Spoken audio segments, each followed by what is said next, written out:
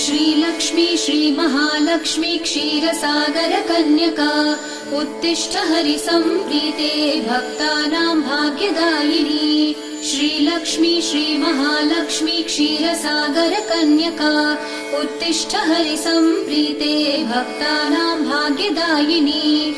उत्तिष्ठोत्तिष्ठ श्रीलक्ष्मी विष्णुवक्षस्थलालये उत्तिष्ठ करुणापूर्णे लोकानां शुभदायिनी। उत्तिष्ठोत्तिष्ठ श्रीलक्ष्मी विष्णुवक्षस्थलालये उत्तिष्ठ करुणापूर्णे लोकानां शुभदायिनी। श्रीपद्ममध्यवसिते वरपद्मनेत्रे श्रीपद्महस्तचिरपूजित पद्मपादे श्रीपद्मजात जननी शुभपद्मवक्त्रे श्रीलक्ष्मी भक्तवरदे तव सुप्रभातम्।